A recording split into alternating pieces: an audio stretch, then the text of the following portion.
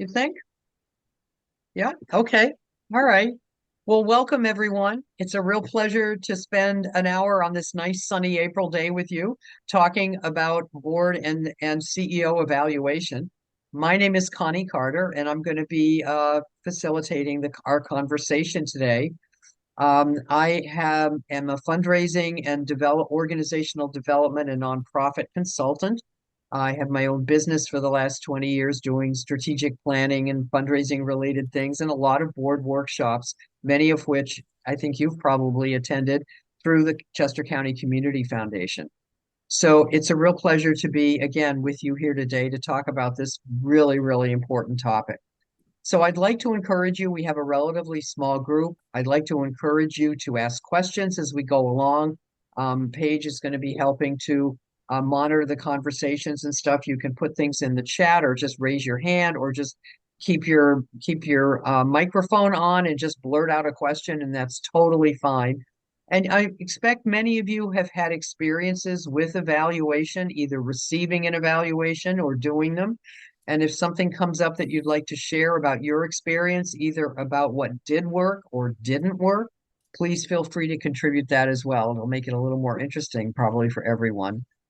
So today we're going to talk about two very, very important board of directors duties, the evaluation of the CEO and the board self-evaluation. And as you can see by this slide, they are two of the seven major roles and responsibilities of a nonprofit board. Building a competent board is number two. And while that relates to a lot of factors around board management and governance, such as recruiting board members and providing training for board members, and making sure that the board is functioning effectively, board self-evaluation is a very key component of ensuring the effectiveness of your board. So it's a very important thing. And if you don't have like a governance committee or a specific committee to handle that, I really recommend instead, if you maybe have a small board, you simply appoint one or two board members who have maybe a little experience with this, or maybe are coming to this workshop who would just like to take it on. It's not a huge job, but it's a very important one. And then number seven is selecting, supporting, and evaluating the CEO. And we put a lot of effort usually into hiring a CEO. And to make sure we have the right person. We may put a lot of time and energy into supporting the person or at least interfacing with the CEO at board meetings and in other situations. But oftentimes evaluating the CEO becomes a bit of a stepchild. And we're going to talk about why that happens and how to correct that throughout our conversation today. And what's so interesting about these two evaluations is they are so important in terms of ensuring the effectiveness of your organization's functioning and the organization's leadership, but they're often neglected or they're done as an afterthought or they're often not even done at all. And I think part of the problem is that we often think that evaluation is an uncomfortable, painful process. And if possible, we should avoid it at all costs. And while it's true, again, that we have all probably experienced unskillful, hurtful, or even painful evaluation situations in our personal or professional lives, evaluation has the potential to become a highly effective way to be sure that the governance and the management of your organizations are being done well. So it's a really powerful tool if done well, and hopefully by the end of today, you're interested in doing this maybe a little better in your organization, you'll have a few tips and ideas about how to do that. Can we go to the next slide page? So our goal again is to make some suggestions about how to make this process positive, a learning, healthy experiences that are going to foster growth.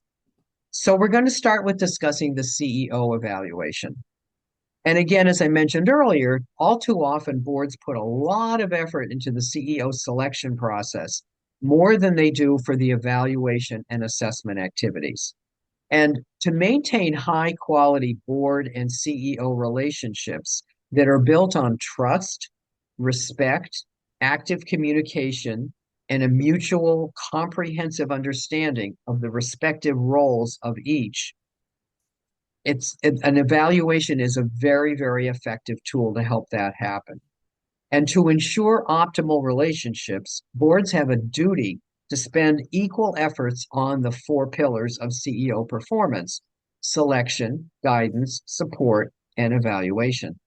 And each of these activities is going to build on the other. And if done well, inevitably will lead to high quality relationships and higher organizational performance.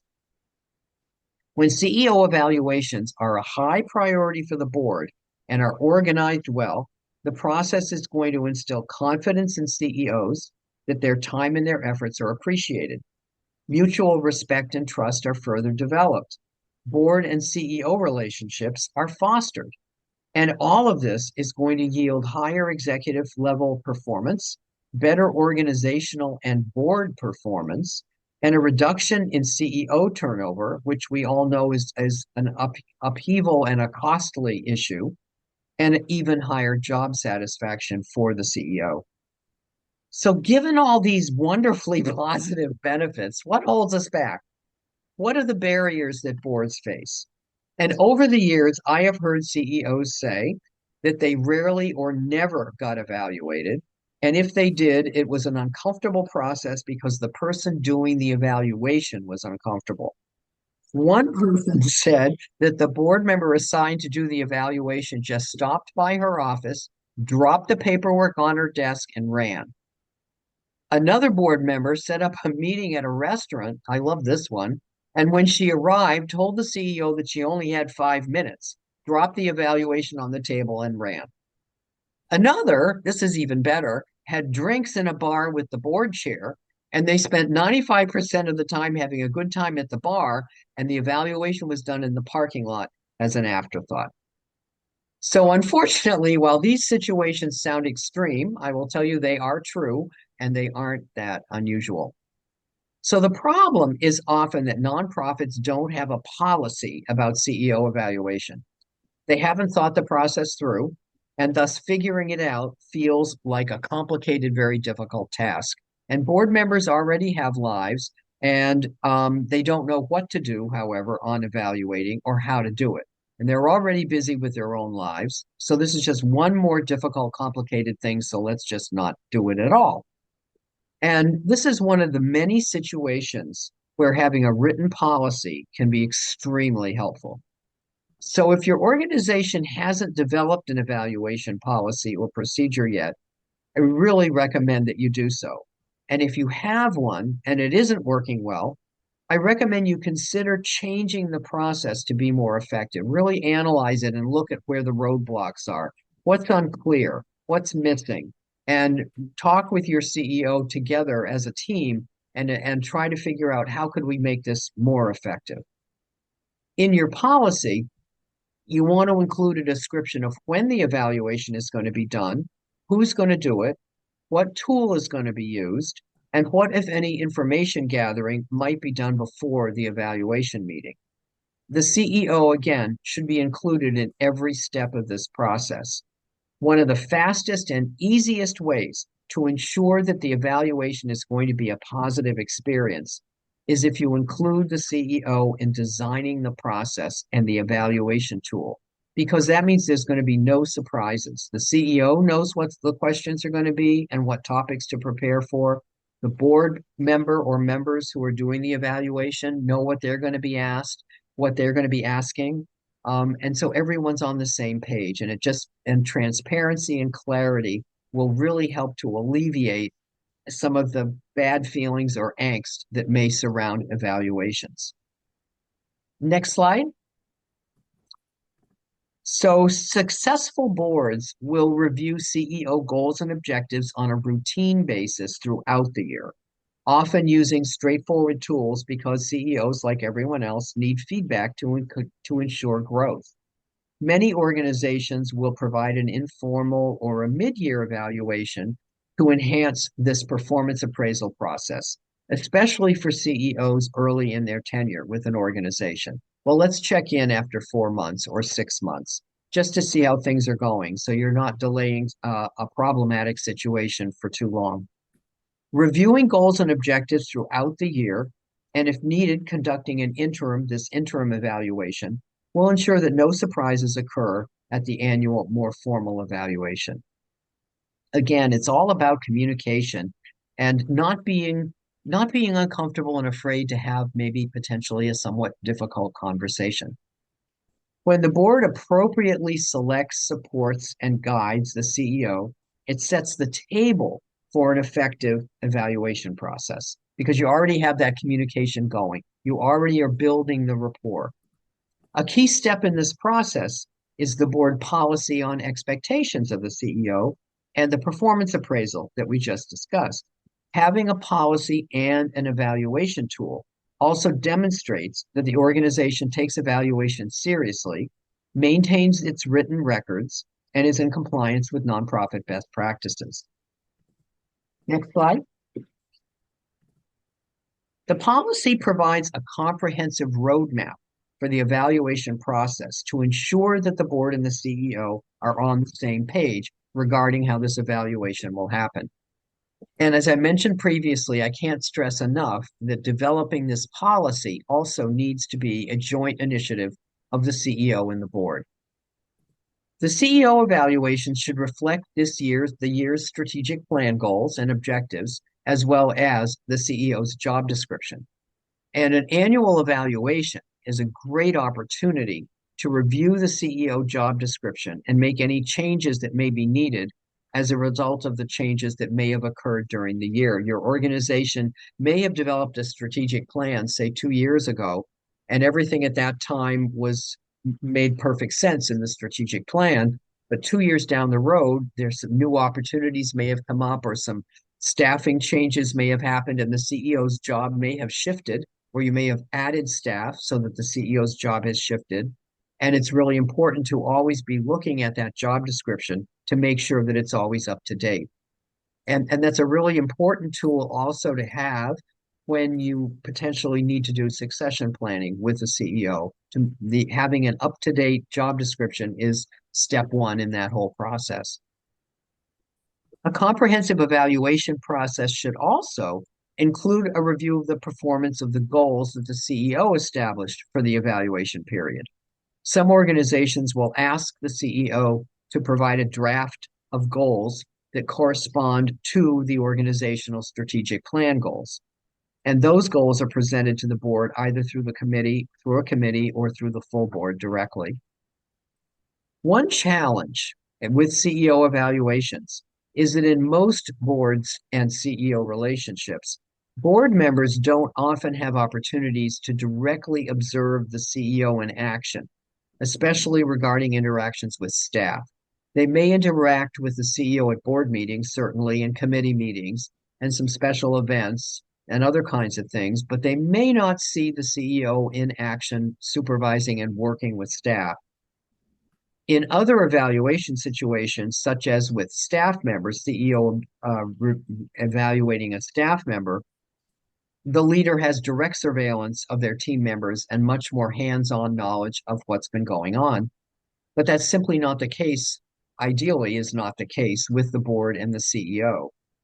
So there's several strategies that you can use if it is important for the board to assess the CEO's performance when it comes to staff relationships or interactions with middle management, if the nonprofit's big enough to have that.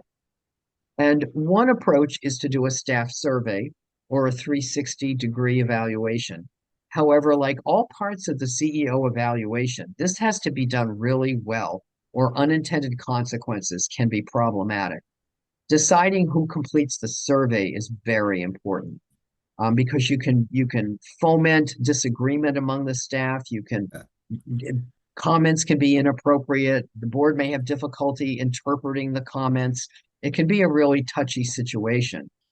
But typical participants, if you are being careful, might be the CEO's direct reports, staff leaders or a random group of staff members, a sampling of your middle managers if you have those, or community leaders.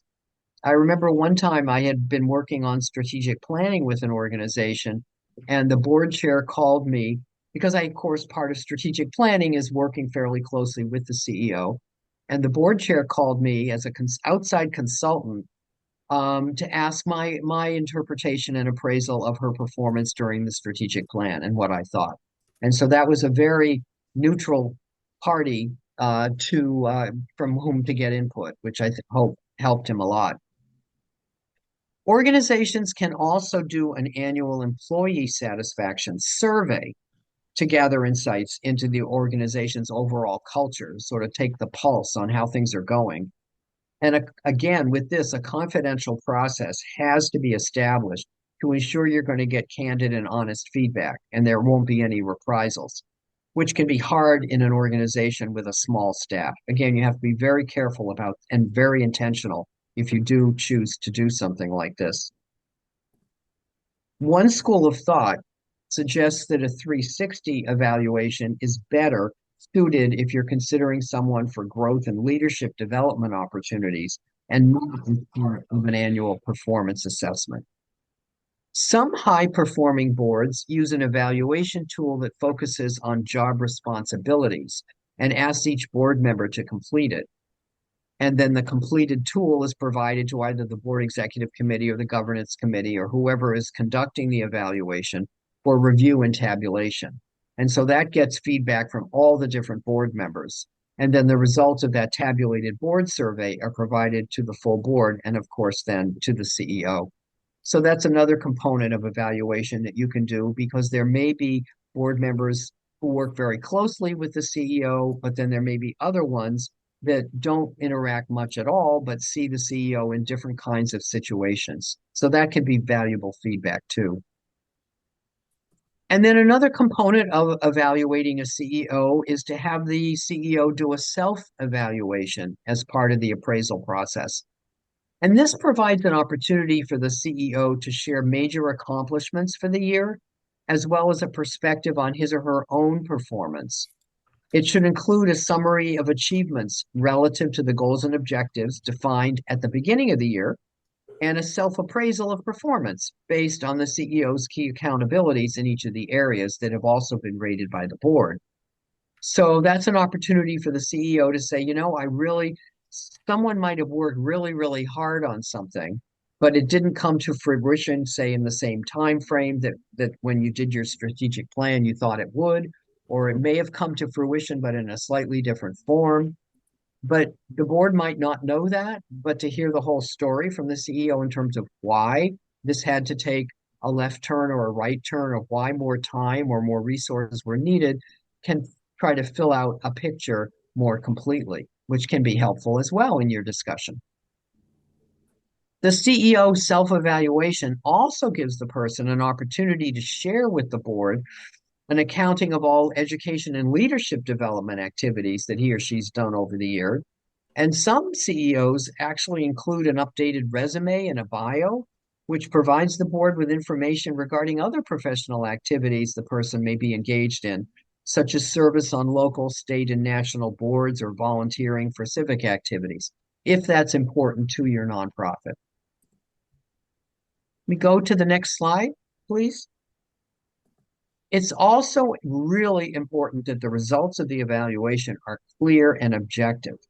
The evaluation is going to be a roadmap for the CEO's work in the coming year. So the goals need to be realistic and measurable with timelines if necessary.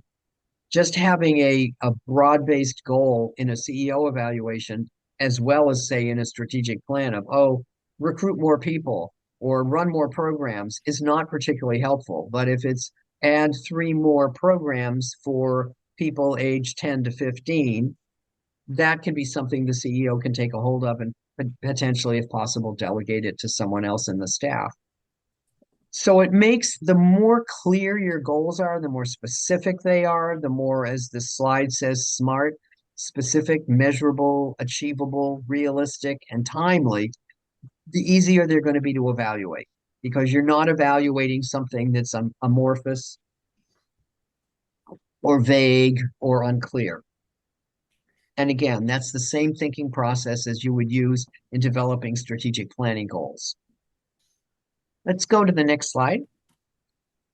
So you need to reflect on quantitative metrics linked to the prior year's evaluation in the strategic plan, such as how many new programs were initiated or the number of new collaborations started, the number of people served.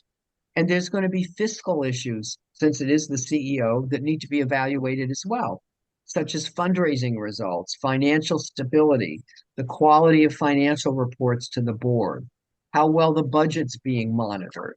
Those kinds of things also need to be part of the evaluation. And you need to look at qualitative evaluation components, such as how are the CEO staff relationships? And you can judge that a little bit by, is there a lot of turnover? Are there a lot of complaints?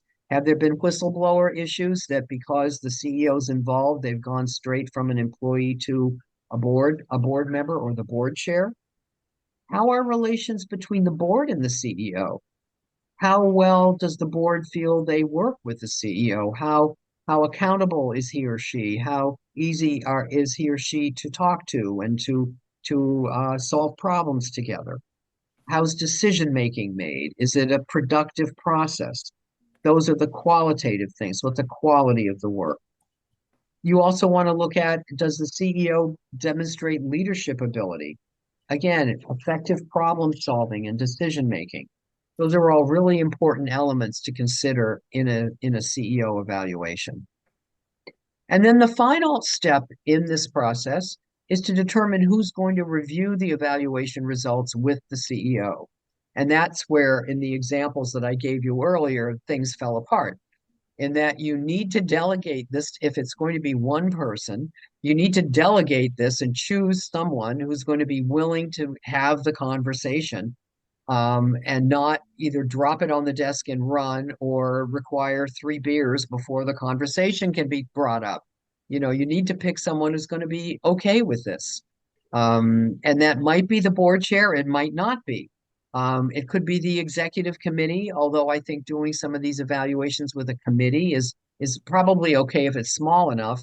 I would personally not recommend doing it with a full board, unless the board's relatively small, because that can be pretty intimidating and it doesn't really foster good communication and conversation, I think.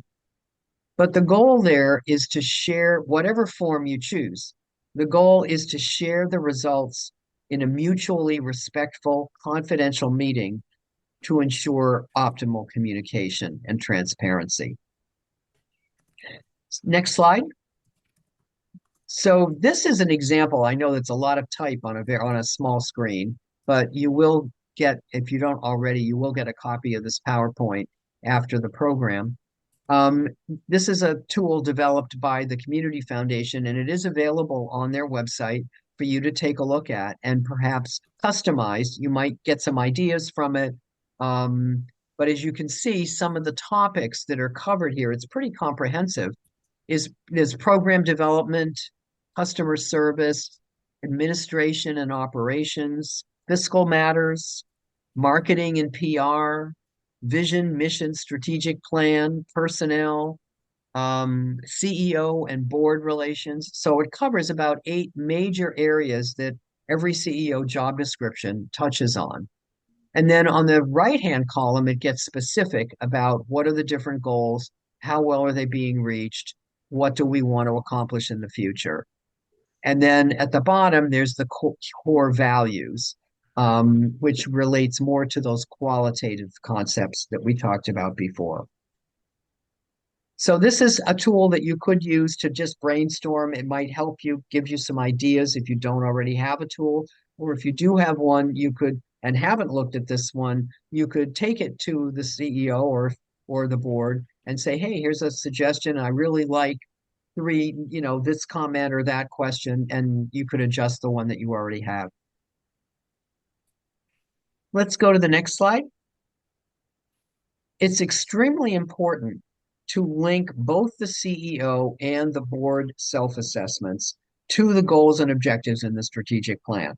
Both the board and the CEO, excuse me, will have goals from the plan that have been assigned to them. So the assessment process, whether it's the CEO assessment or the board self-assessment, is a great opportunity to check in on how well those goals and objectives are being met. And in fact, the strategic plan goals, as I've suggested, can be used as an outline for developing each year's tool. So you want to have in that evaluation and in your tool, you want to be looking at goals and objectives. Were they accomplished? What were the outcomes? Not just was it done, but how well was it done? And what was the effect of doing it? Did it accomplish what we thought it would?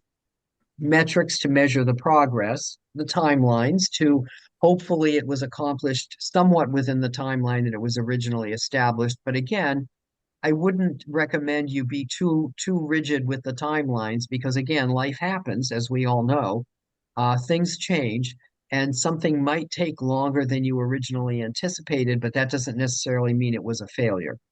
And you want to look at budgets. Certainly, in a nonprofit, it's important that something come in on budget if it was something that required additional funding. So let's go to the next slide, which starts talking about board self-assessment. And maybe we could take a pause here. Are there any questions or comments about CEO assessment that you either would like to put in the chat or just call out at all at this point? Experiences you've had? Good, bad, the ugly? Okay. All right, we'll move on. So the same concepts that we discussed during the CEO evaluation apply equally to the board's self-evaluations. Boards need to take the time to step back, reflect thoughtfully on how they operate, and consider how effectively they're providing governance and oversight of the nonprofit. In nonprofits, we get so busy and so focused on the work at hand that we often neglect the importance of this annual self-assessment and the opportunities it can provide. It's just you're so focused on building the agendas, getting through the agendas. If you do review reports during the meetings, getting those done, working, just getting everybody together and accomplishing the meeting and getting out in a reasonable time, that we don't think, hey, we need to schedule a special meeting perhaps and step back and really look at what we're doing. Thankfully, strategic planning provides opportunities for that, but that's only usually every 2 or 3 or 4 years. So boards really need to think about instilling this in your board culture. And in order to function well, nonprofits need high-performing, committed boards that are dedicated to furthering the organization's mission. And a board self-evaluation is one very essential tool that's going to help to ensure that that situation occurs. A board self-evaluation can provide so much information depending on the kinds of questions and information you elicit. It can provide important information about many issues regarding the functioning of the board, such as how engaged and informed the board members are regarding the nonprofit's work, how well they understand their roles and responsibilities. I find it a lot of times people join nonprofit boards and maybe they've been on another board and they just assume that the board that they just joined is going to function just like the other board they were on. And as we know, they don't. Boards are all different. They do have those basic 7 responsibilities we looked at the beginning of our hour together, but how those are discharged varies tremendously based on the size of the organization, the length of the service of the organization, how old it is, how established it is, how big the board is. There are infinite variations on how those 7 basic responsibilities are discharged. And so you can't assume that this board is going to be just like some other board that you are on. And this needs to be looked at, therefore, every year to make sure that there's a little bit or a lot, hopefully, of cohesion among board members and that they understand what their job is for this particular nonprofit. The evaluation can also identify training needs or changes that may be needed in how the board operates. It can highlight any problems with the board culture, which is extremely important, such as lack of mutual respect or tolerance, willingness to disagree, willingness to ask for help, to say, I don't understand.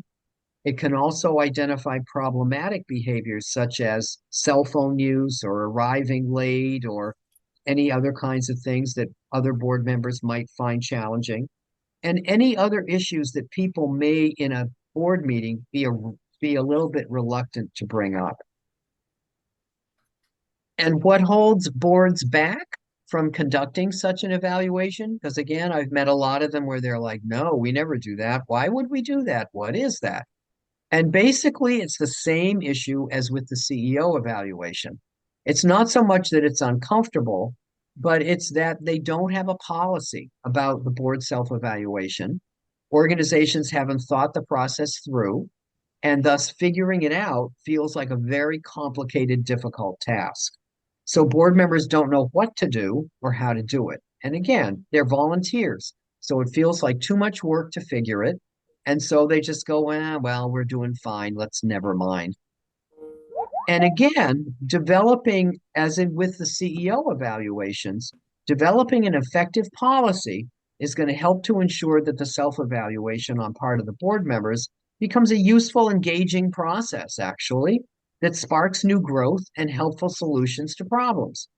And happily, like with the CEO evaluation, the Chester County Community Foundation also has offered a board self-evaluation survey tool on their website to make your job even easier. And again, you can take items from that, get ideas, build your own. There's also many samples of such a tool, of course, online. You can go long, short, complicated, not. Um, Generally, I recommend not so complicated because you don't want this process to be really challenging and difficult to figure out. You want it to be simple and clear. Generally, it is the responsibility of the governance committee, if you have one, or the executive committee, if you don't, to develop or select a tool, ensure that the evaluation happens either annually or every other year, compile the results, review them with the board, and decide what next steps might need to be taken. Lacking a governance committee, you can do this with your executive committee, as I said, or again, as with the CEO evaluation, you could just, ask for one or two people to volunteer to put one together. If issues are identified through the assessment, it's really important for the board to take responsibility and address the problems. So, for example, if a couple of people say the cell phone use is really disturbing, it's important to bring that up and have a board meeting conversation about, do we want to develop a policy about no cell phone use during board meetings, or what is our policy on cell phone use during board meetings? For some organizations, that may sound like overkill and be ridiculous, but for others, it could be a real problem. And clearly, if the assessment is going to be of little or no value if you don't do the follow-up. Next slide. So the self-evaluation needs to have two parts. As with the CEO evaluation, there's the CEO self-evaluation and then some external feedback. And with the board self-evaluation, one evaluation is the individual board member assessing his or her own performance, commitment, participation, and competence. And the perfect purpose of this is to help someone honestly consider his or her role in the nonprofit and to identify areas where training or support might be needed. And that is really looking at, how comfortable do I feel in board meetings? Do I feel comfortable asking a question if everybody else seems to understand what we're talking about and I don't? Do I feel like my comments are respected or at least listened to? Or am I afraid to voice an opposition to something? And I think one of the best questions is my time well spent at board meetings? Do I feel my time on this board is effective and useful and helpful? And then the other part of the evaluation is about an individual board member evaluating the overall board's participation as a group. And this again relates to topics such as open, honest discussions, participation of the other members, effectiveness of meetings, and the overall board culture.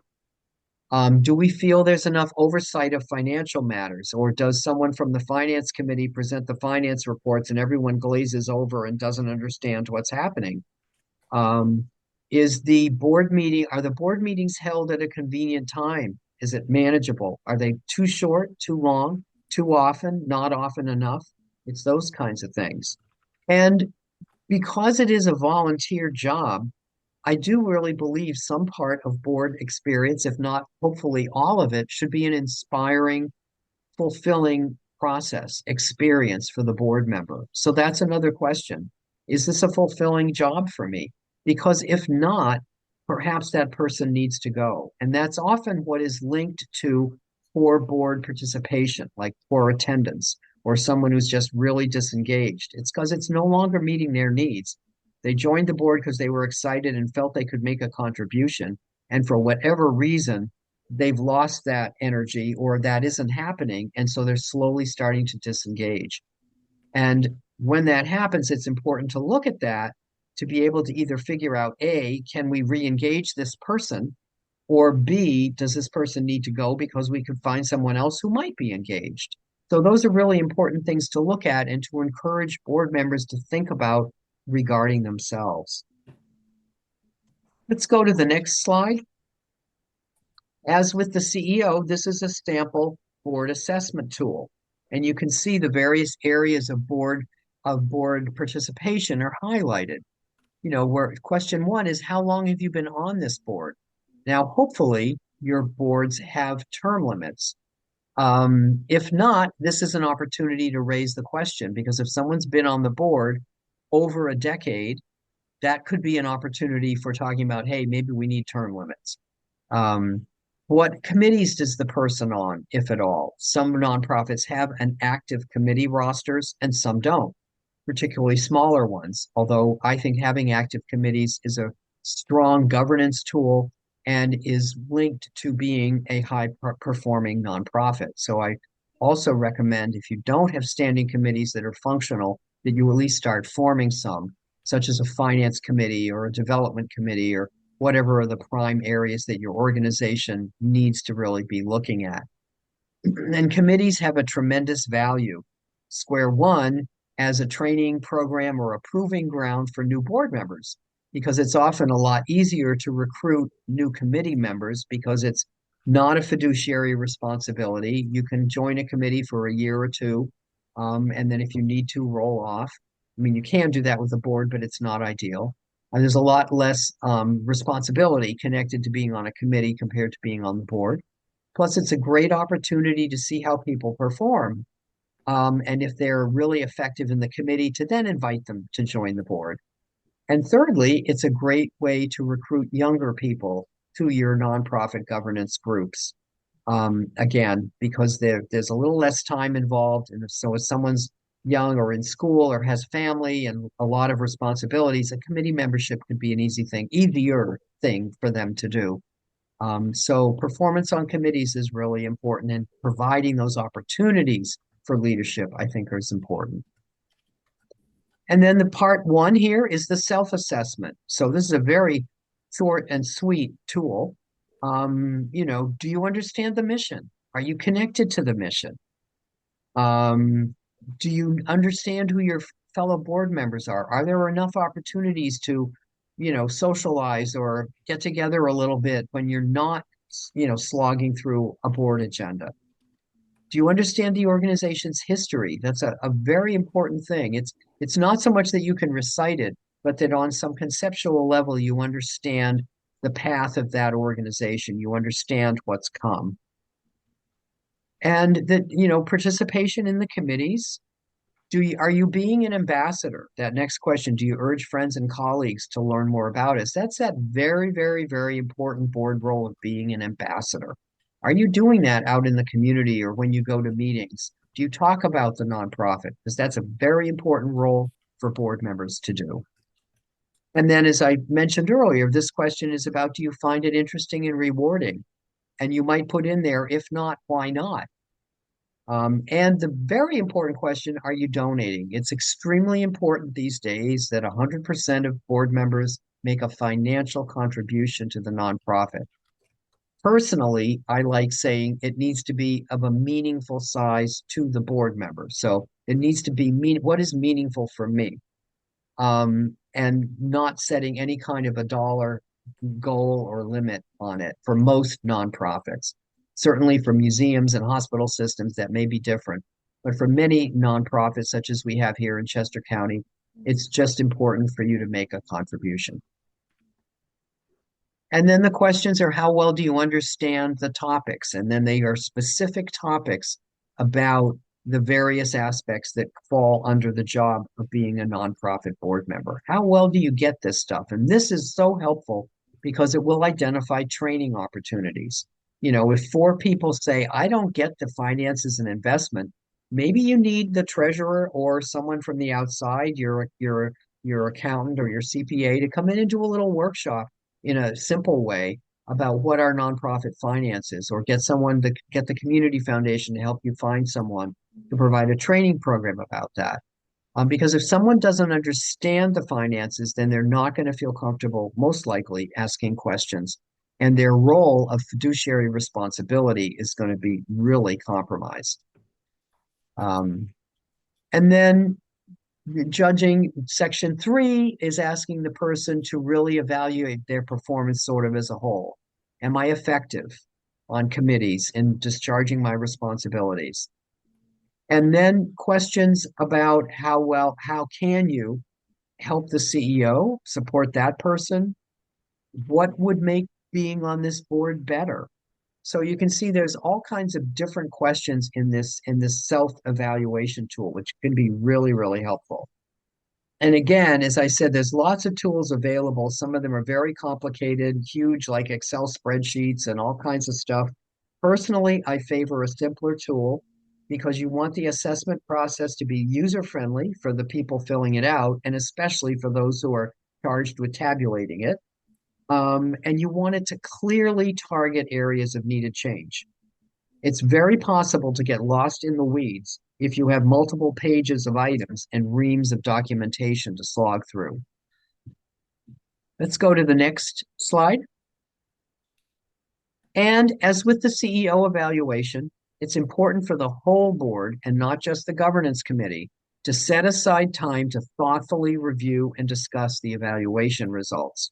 This is going to provide an opportunity again to identify training needs and or discuss changes that might need to be made and how the board operates. So I would recommend you send out your board self-evaluation and the evaluation of the board as a whole, collect the surveys, compile the results, and then have a special board meeting with enough time, or at least allocate a good, say, half hour or so at a given board meeting to review those results and talk about what, if anything, do we need to do as a result of this evaluation? What areas need to be followed up? What do people want to see change? What do we need to change?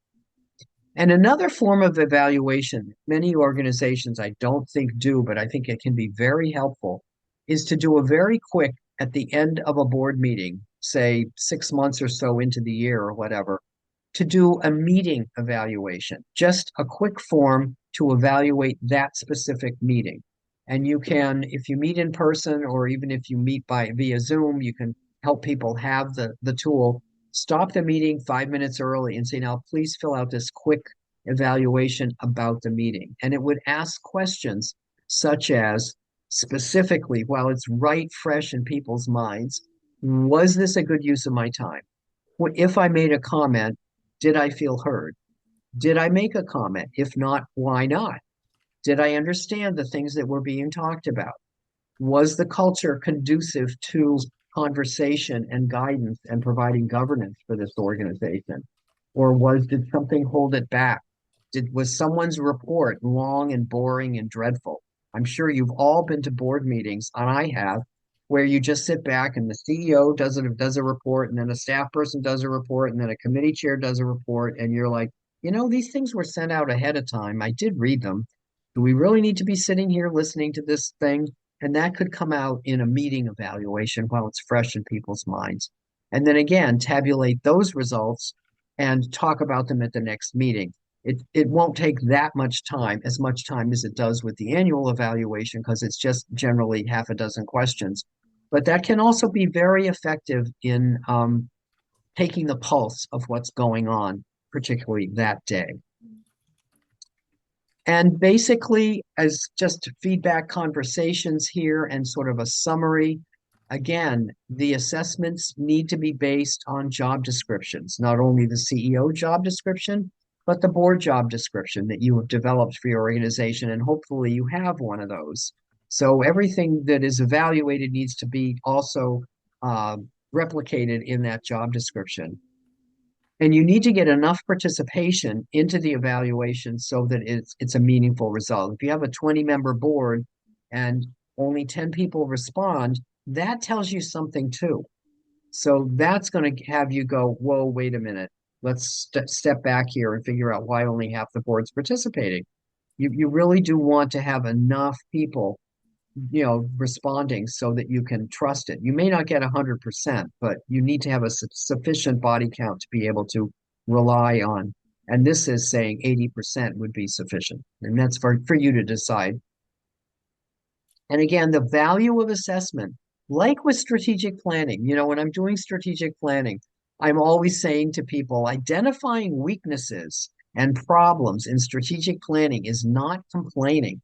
It's finding areas that need growth, that need to be addressed. It's helping us to do better because if we don't know we're not doing well, we can't institute some strategies to make it better.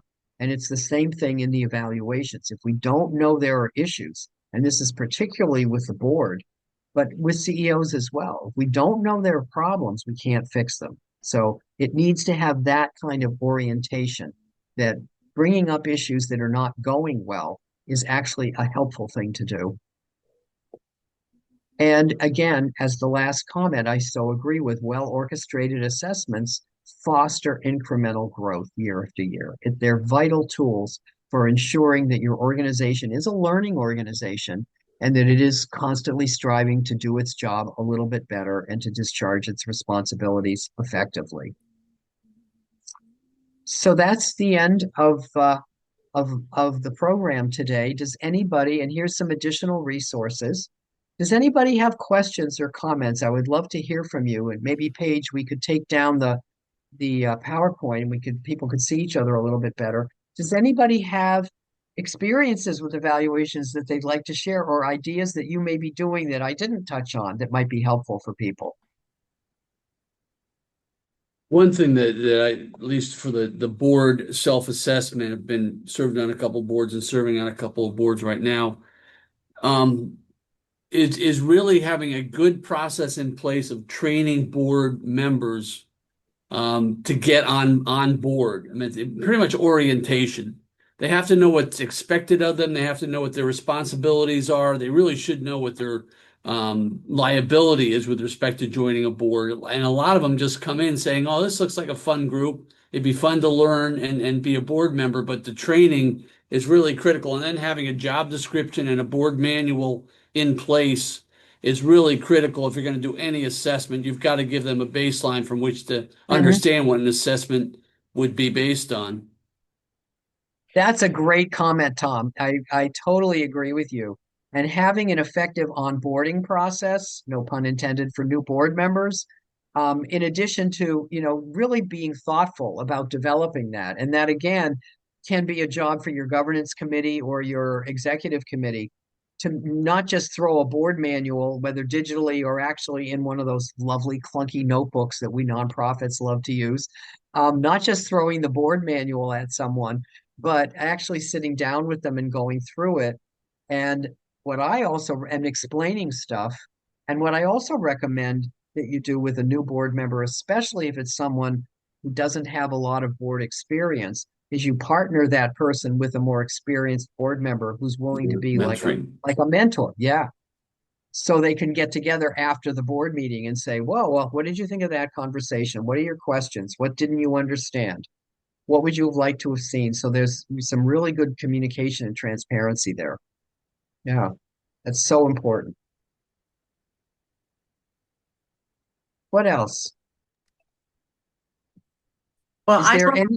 can Yeah, I please. just say that I really like the idea of getting down to when you're doing the assessment for the executive officer, that you tie the assessment to some of the strategic goals. I don't know if the one that I'm participating in a board that I'm in now does that. And so that's a really good idea.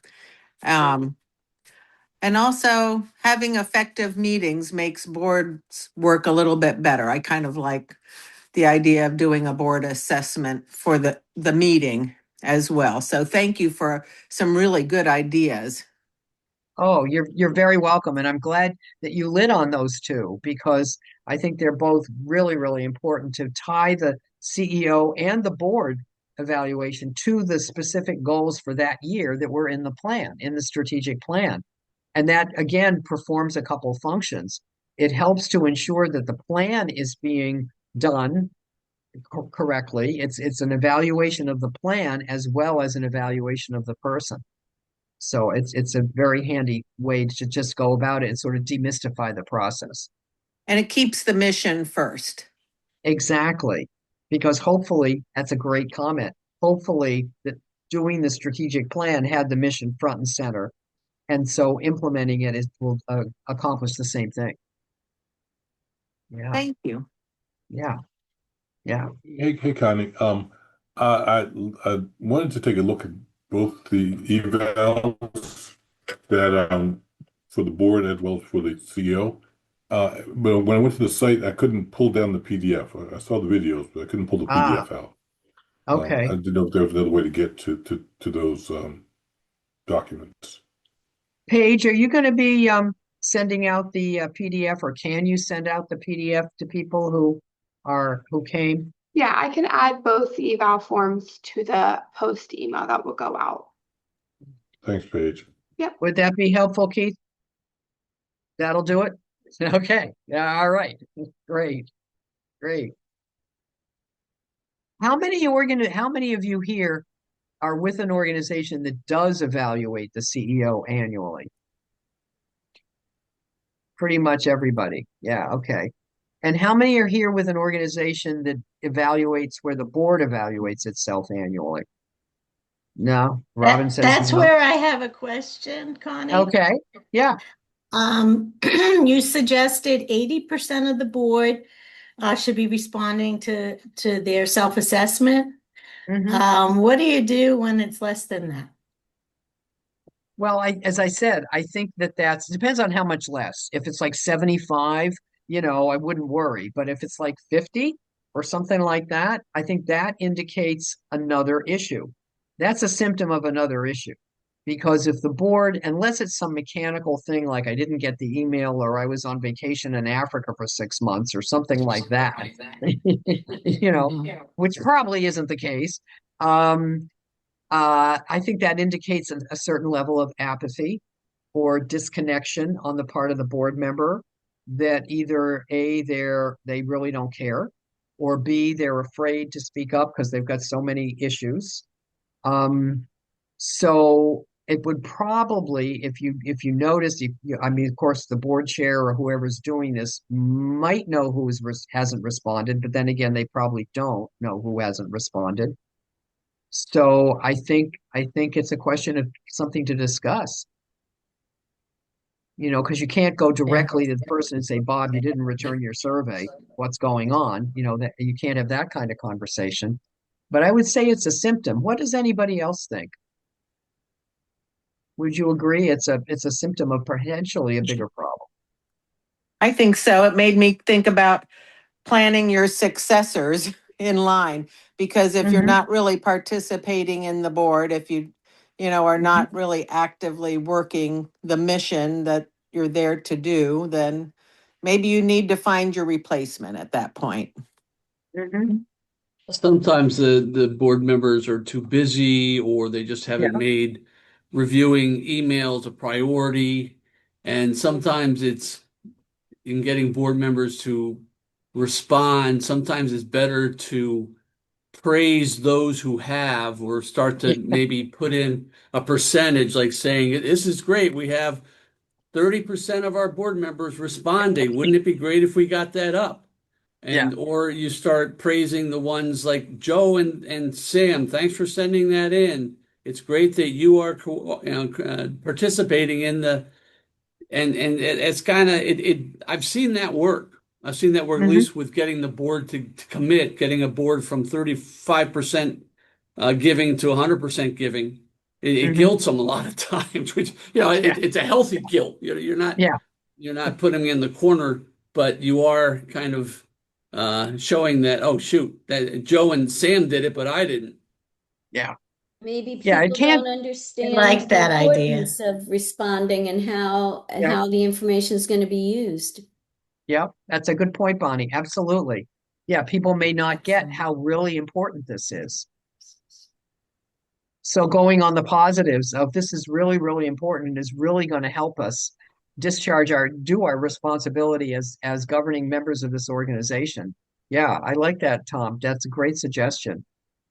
Yeah, it's a little different with the evaluation than with giving because you don't often, if the evaluation is done confidentially, you don't know who has responded. Whereas with giving, you obviously know who has responded. But I remember one time I was a board chair at an organization, and I said we had asked for money and sent out the letter to the board members, and about half had responded. And I just said at a board meeting, I said, you're going to avoid a personal phone call from me if you send in your gift in the next 10 days. And that worked really well because they knew I wasn't letting go. Um, well, thank you. Thank you for coming today. And I hope this gave you a few ideas. Or if it didn't give you ideas, it gave you confirmation that what you're already doing is fabulous. And keep it up. And appreciate your good thoughts and your service on behalf of our nonprofit community. Very Thank you, much so. Connie. Thanks, Connie. You're very Thank